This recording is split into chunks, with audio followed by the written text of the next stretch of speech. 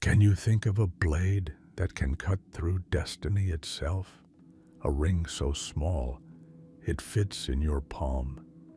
Yet, it holds the power to bring empires to their knees. A hammer that whispers thunder and leaves mountains trembling in its wake. Well, these weapons aren't mere tools of war, they're traps, seducing their wielders with promises of glory while concealing the price they demand. But here's the thing, not all who wield them become heroes. More often, they become something much darker. And so, we begin our journey through the most dangerous fantasy weapons of all time. First up, a sword that turned a boy into a king and a kingdom into chaos. There it stood, gleaming in a forgotten forest, Excalibur, pulled from the stone by a young Arthur, a boy barely old enough to hold a sword, let alone wield the fate of a kingdom. The legend says the sword was a gift, chosen for him by divine forces. But let's be honest, destiny rarely asks for permission, and it definitely doesn't come without strings attached. Excalibur was more than a weapon. It was a symbol of authority, a tool to unite the warring tribes of Britain under one banner. And unite them, Arthur did. The sword shone in battle, carving a path to peace. But with great power comes, well, you know the rest. Here's where it gets tricky.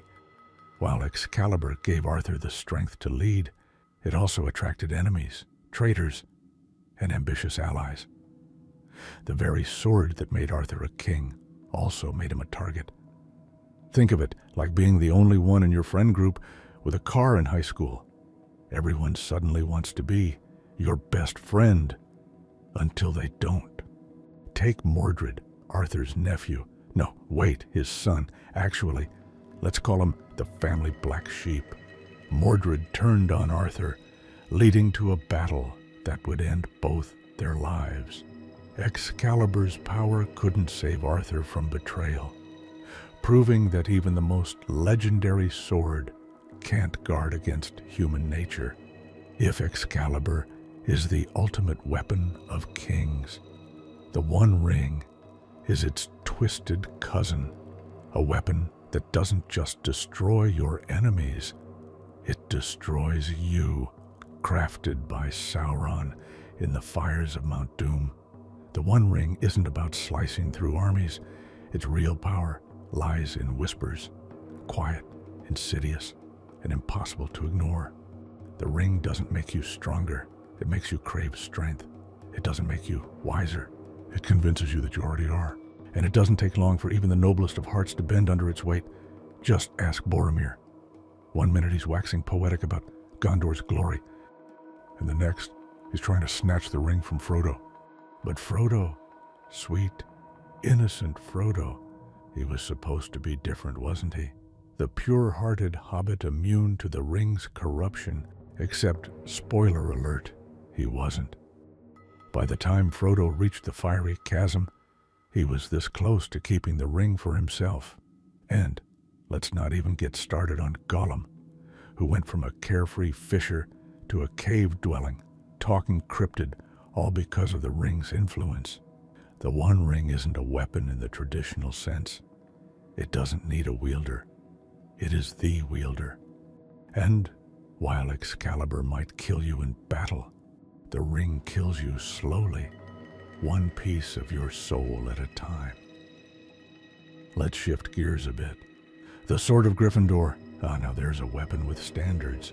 Unlike Excalibur or the ring, this blade doesn't just fall into anyone's lap. It only appears to the brave and true, which is basically the sword equivalent of a VIP guest list. First off, it's enchanted, goblin-made, which means it's nearly indestructible and can absorb the properties of whatever it defeats. That's why it became basilisk, venom-coated, after Harry Potter used it to take down a giant snake. Practical and deadly, a winning combo. But here's the catch. The sword's power isn't just in its magic, it's in what it demands of its wielder.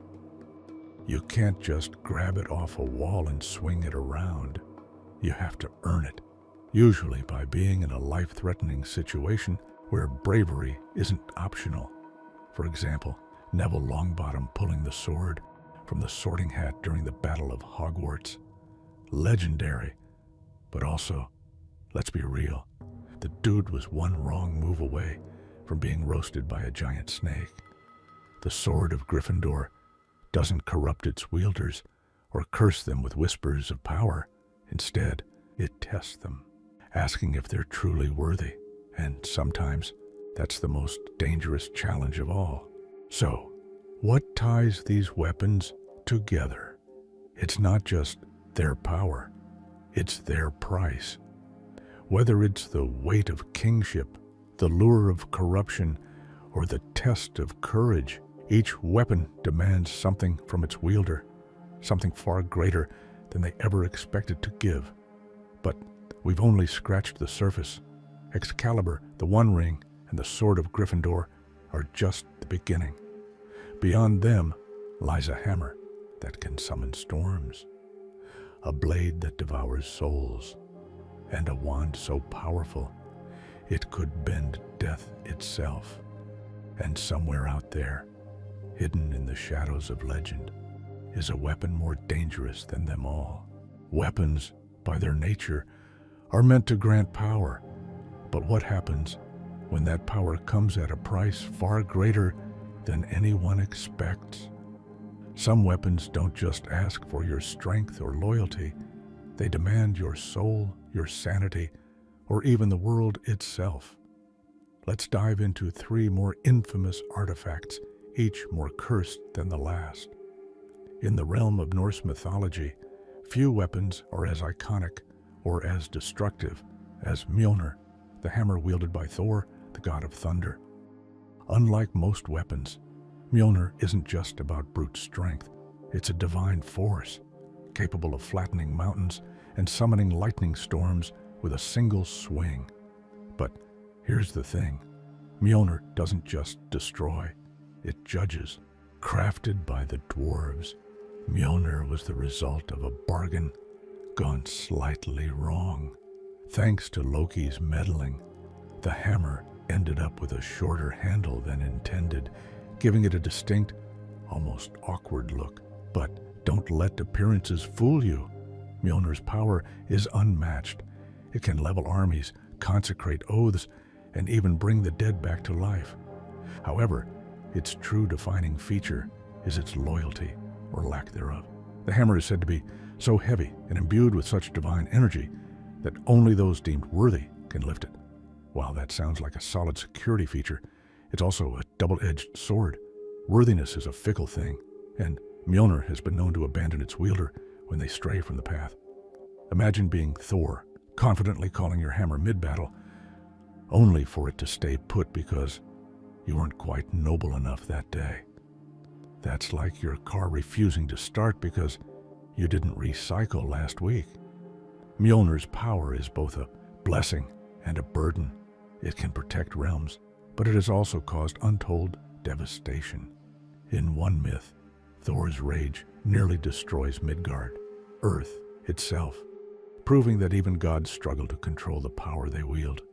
Mjolnir reminds us that with great power comes great collateral damage. If Mjolnir's destructive potential lies in the wielder's temper, Stormbringer takes a far darker route. It doesn't wait for its wielder to make mistakes. This cursed blade, from Michael Moorcock's Elric of Melnibone series, is an entity of pure malevolence. It doesn't just assist its wielder, it controls them.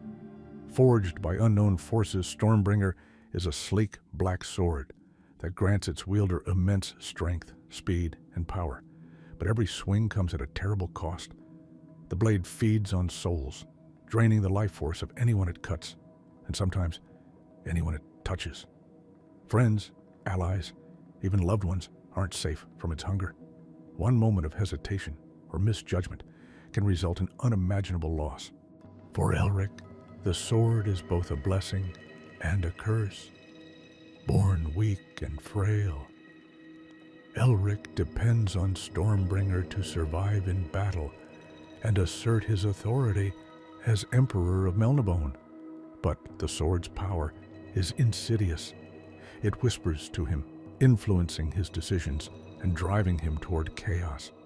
In one devastating instance, Stormbringer consumes the soul of Cymoril, Elric's beloved, leaving him grief-stricken and more dependent on the blade than ever. Here's the kicker.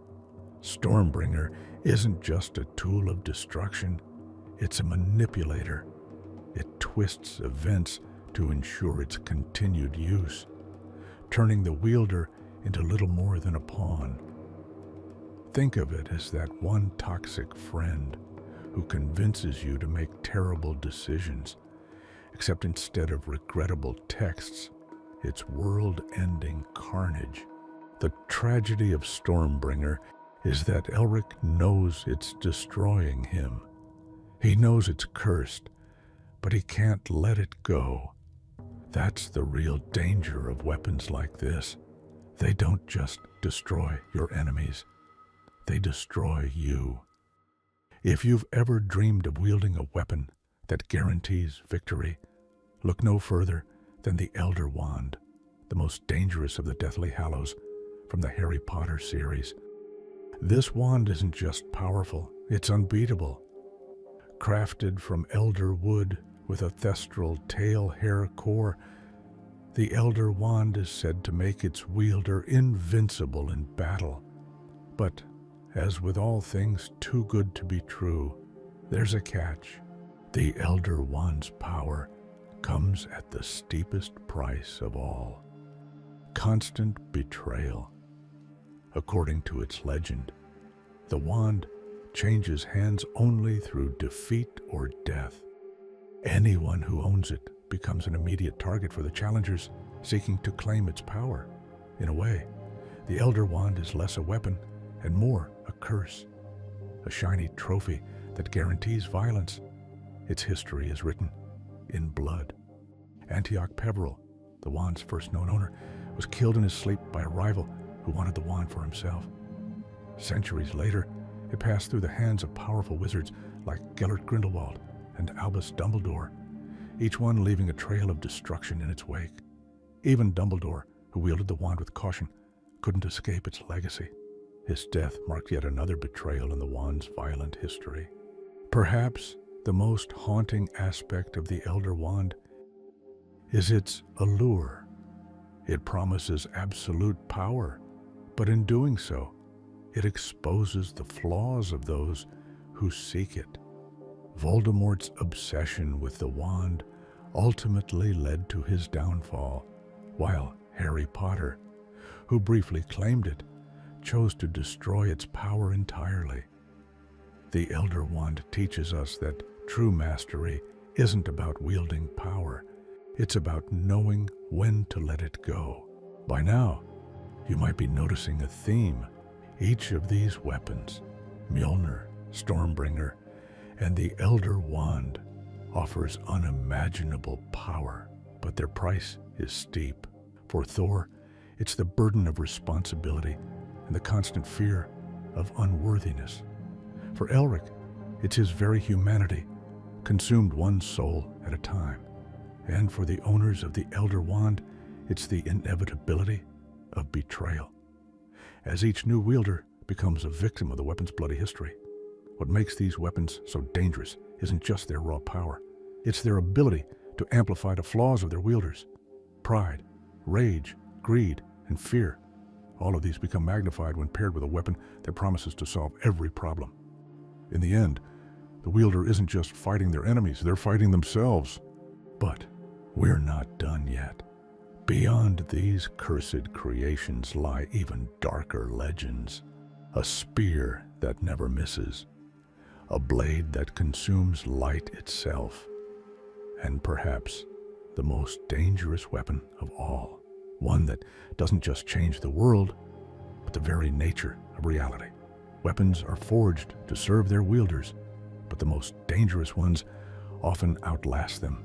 These weapons don't just end battles, they shape destinies, define eras, and sometimes destroy worlds.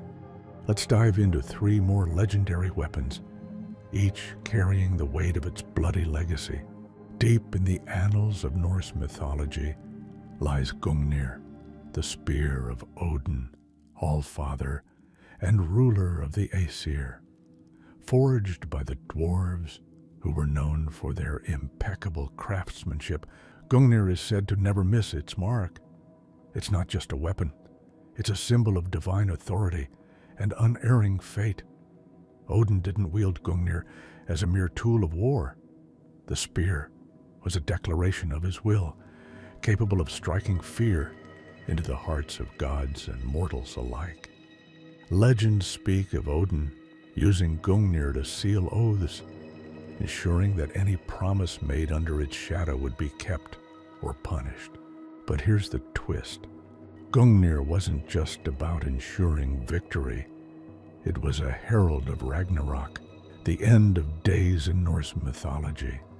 When Odin rode into the final battle, it was with Gungnir in hand, knowing full well that his fate and the fate of the world was already sealed. The spear, unerring and unstoppable, reflected the inevitability of destiny. No matter how powerful its wielder, Gungnir reminds us that even gods can't escape the pull of fate. Its danger isn't just in its precision or power, it's in its symbolism. Gungnir represents the paradox of leadership. To rule is to make decisions that often lead to destruction, even when the intent is noble. The spear's legacy is one of absolute power wielded in the face of absolute certainty. In the shadowy corners of fantasy lore lies a weapon so obscure it has no single name. Known only as the Black Sword of Shadow, this cursed blade has appeared in countless myths, each tale more harrowing than the last. Unlike most legendary weapons, the Black Sword doesn't boast a lineage of mighty warriors or heroic deeds. Instead, it leaves a trail of despair and darkness. The blade's origins are shrouded in mystery. But the stories agree on one thing.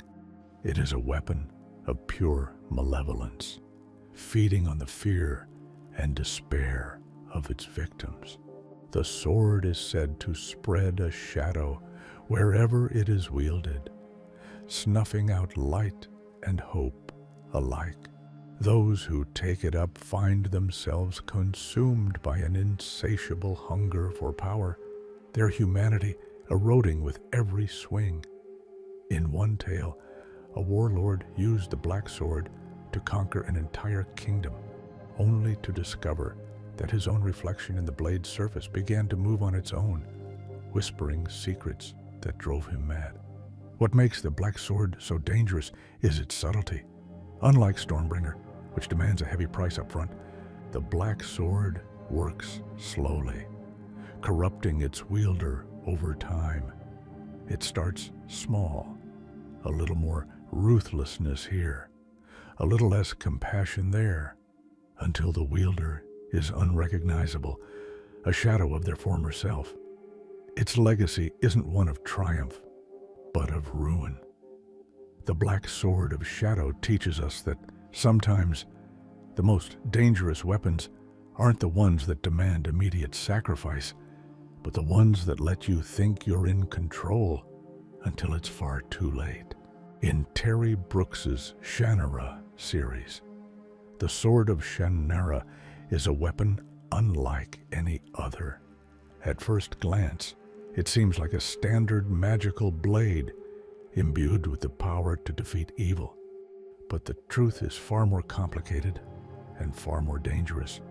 The Sword of Shannara doesn't cut flesh. It cuts through lies. Its true power lies in its ability to reveal the absolute truth to its wielder and their enemies. Sounds helpful, right? Not exactly. The truth isn't always something people want or are ready to face. For its wielder, the sword demands a brutal confrontation with their own flaws, fears, and failures. It strips away every comforting illusion, forcing them to see themselves as they truly are. In one story, a hero wielding the sword collapses under the weight of their own guilt and despair, unable to bear the truths it reveals.